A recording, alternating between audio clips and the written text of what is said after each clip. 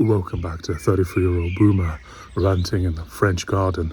What should developers do to survive the coming financial crisis? Let's talk about it.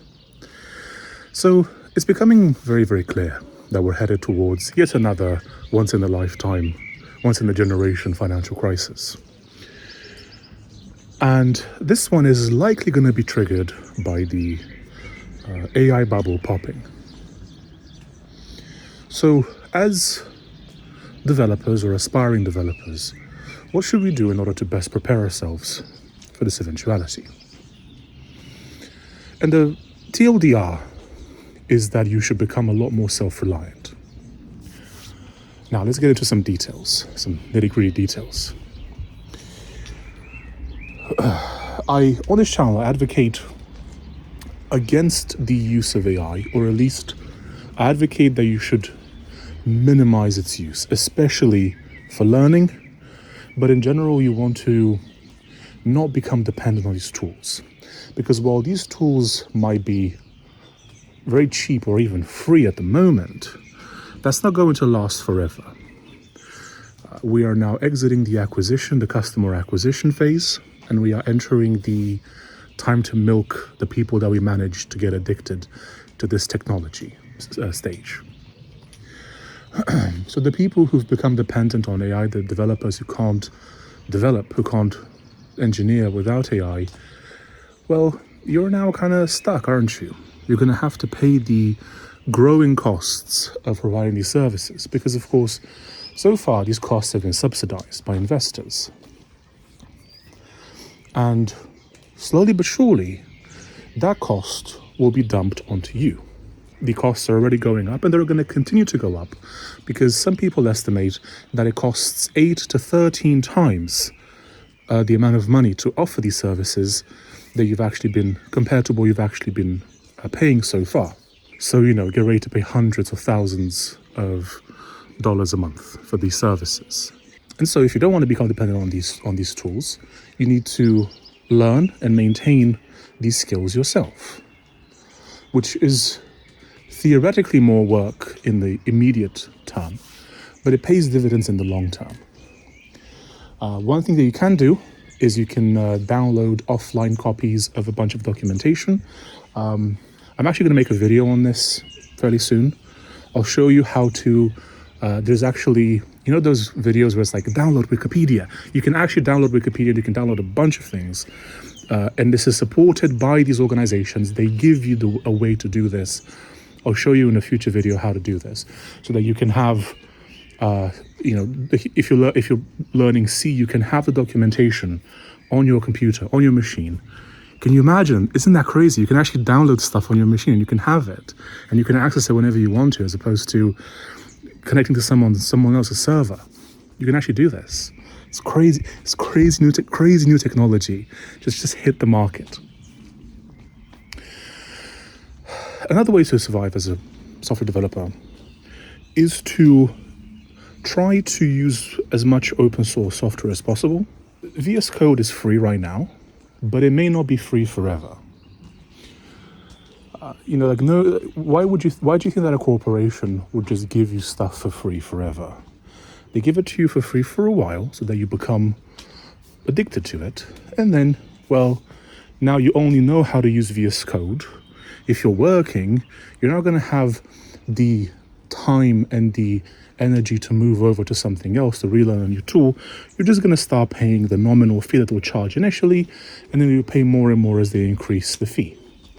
An example of this is, as a video editor, I used to work with Premiere, with Adobe. And then I kept wanting to move away from them because I wasn't happy with them. And then they did that thing where they said, by using our services, you basically just agree that we're going to use your work to train our models. I thought, that's not happening, my dude. And so the pain of switching to DaVinci Resolve, which was preventing me from actually moving away from Premiere and After Effects and that kind of stuff, the pain of doing so actually became very manageable because now I hated Adobe so much that it was actually no problem for me to actually just finally just move everything over to DaVinci. And that was it. It was done. I no longer had to pay like $90 a month, which I'd been paying for years. My guy. I was making money, so it's fine, but still, bro. And so, learn how to use NeoVim, learn how to use open source stuff, learn how to self-host, learn how to do as much as possible within yourself. Gain these tools, download the documentation, which I'm going to show you in a future video how to do, so you know how to do these things, and so that you don't have to pay exorbitant amounts of money to mega corporations in order to do basic things that you used to be able to do for free. And the last tip that I have for you, my young learner, is that you should get really good at programming. There's been this period over the past 10 years or so where you could just learn React and get a job pretty much immediately. Many people did this, and in fact, their success stories motivated loads more people to do the same thing. And now we're in a position where there are a bunch of engineers, and I'm not talking about web dev specifically, but there are a bunch of engineers who just aren't that interested, who are doing this because money, right? And if there wasn't a bunch of money in this, they just wouldn't be doing it. And guess what? There is now an oversaturation of engineers. There's nowhere near enough good engineers, of course, but there's loads of engineers. And this will be used against us in order to try and push down wages. Even though there's not enough good engineers, they'll use the overall "there's too many engineers" meme to pay people less. And this might be true for a while. Things might balance out eventually, but that's what's going to happen in the short term. And so, in order to be able to defeat this narrative and to continue to have power and control over your life, maybe even to begin to have power and control over your life, you must be good. You must be good at your craft. I'm getting really good at C and assembly. I've been making some videos if you want to check them out. Card right here. If you want to do some autistic programming in C with me. Man, France is so beautiful. It's pretty chill out here. I'm actually by a river. Actually, let me just show you this. I don't want to show you too much, but I'm literally by a river. This is the coolest thing I've ever seen in my life. There's just a river, and I know there's some autists right now who are going on Google Maps trying to figure out where this place is, but I think it's worth it to show you just how pretty it is. No matter what field you work in, whether you want to work in more low-level stuff like I do, or whether you want to do really cool web dev stuff, you're just going to benefit a lot more by being a much better engineer. The era of being lazy and making six figs is over. And it may never come back. And so you just got to get good. If you really like computers, if you really got into this field because you actually really like computers, this is going to be maybe even a bit exciting. Because you have a really good reason to get really good. And some people just need that. Some people, even if they're passionate about computers, they need a reason to get really, really good at computers. Am I mogging right now? I'm losing a bunch of weight, so soon I'll be gigamogging.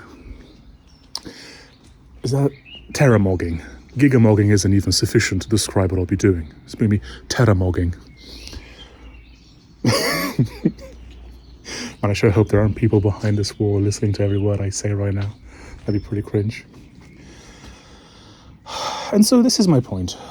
You should become more self-reliant. You should become reliant on others, your people around you, your community, your family, your friends.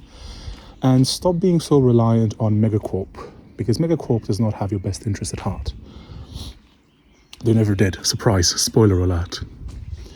And so try to not be dependent on subscriptions. Try to not bleed money every month. In fact, and you might say, but Christian, you're traveling, you're in France right now. You literally travel for half the year. How is this not wasteful? Well, compared to London, which is where I lived for many years, as you can tell by my accent, this is cheaper. London has gotten so expensive that traveling full time would actually be cheaper than living in London. Because when I was in London, I was paying about £1,000 a month. That's what, like $1,100-1,200 a month for a room. Not even a studio, a room.